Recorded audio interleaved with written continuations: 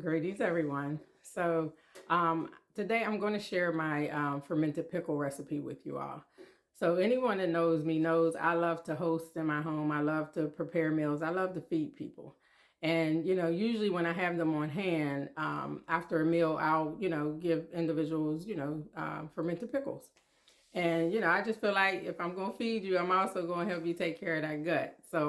Um, but I've had people ask me for my recipe, and there's also a select few people that I actually make batches of these pickles for on a regular basis.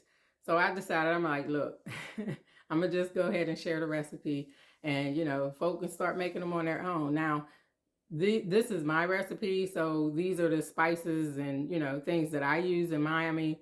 It's to your taste. Now there are some, I guess, must do's, if you will, when it comes to like fermenting foods.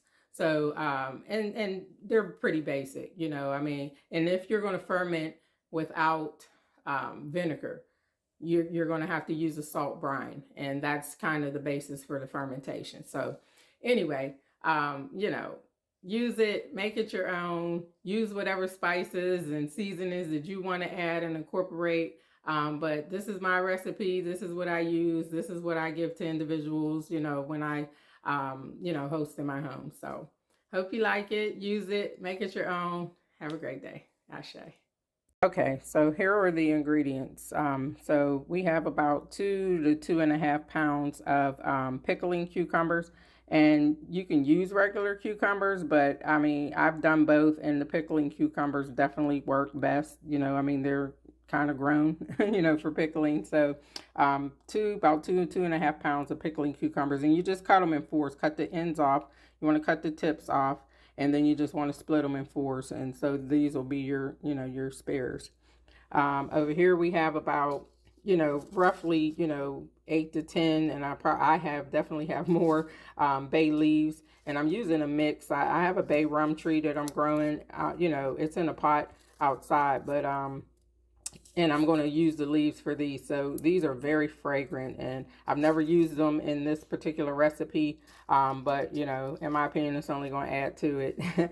So, and then we have the regular bay laurel leaves. So I got a mixture of those, and what the bay leaves do is the bay leaves add tannins, and what tannins do is they're going to help crisp up the cucumbers.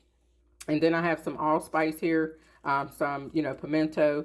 So what I'll do is and I really don't have a lot of ratios. I kind of just, eyeball things. So, but what I will do is I'll crack a few of these open, just to, release some of the flavor and the spices from them. So, and then we also have some clove, just a little pinch of clove, to add to it. And then here I have some fennel seeds. I have some celery seeds. And then I have some powdered coriander. I didn't have coriander seeds, which are basically cilantro seeds. So I'm just using a little bit of the powder.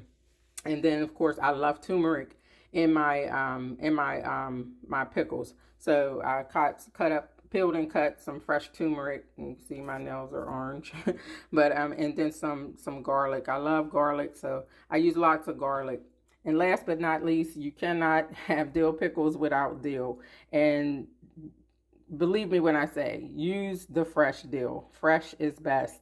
And I'm just like a proponent of, I love, the flavor that the dill imparts. So I use a lot of dill.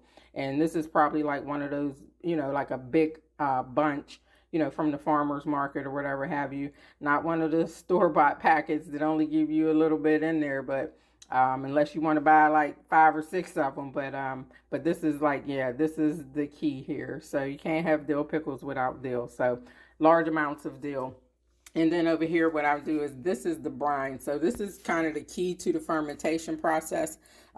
This is the brine water that you're going to need to pour over everything once you, get it all into the jar. So I'm going to layer all of this into the jar here.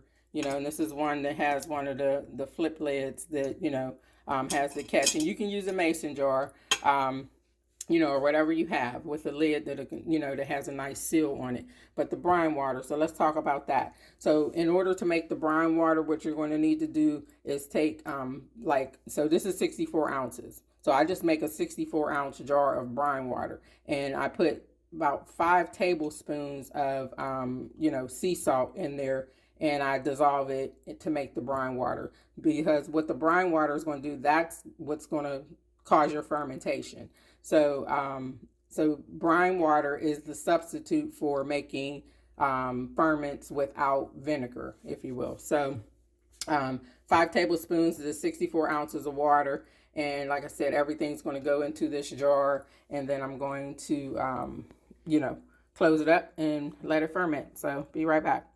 All right, so I have everything, as you can see, layered in the jar. I put the cucumbers in. They're not pickles yet. I put the cucumbers in first, just so that I can make sure that they all, would fit into the jar. So, and then I just layered everything else on top. So, what I'm going to do now is I'm going to take the saltwater brine and pour over top.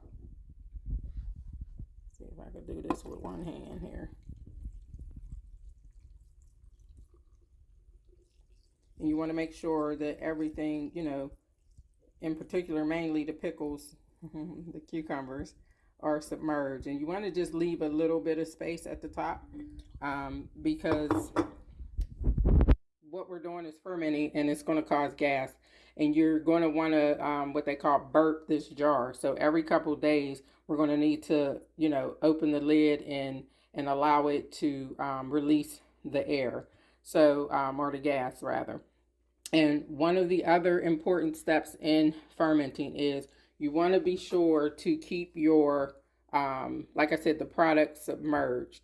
So as you can see, these cucumbers will start to float. Now, not so much about the spices, but as opposed to the cucumbers, you want to make sure that they stay submerged. So, they have ferment weights that people can buy and things like that. I just, as you guys seen before, I have like these little glass jar lids.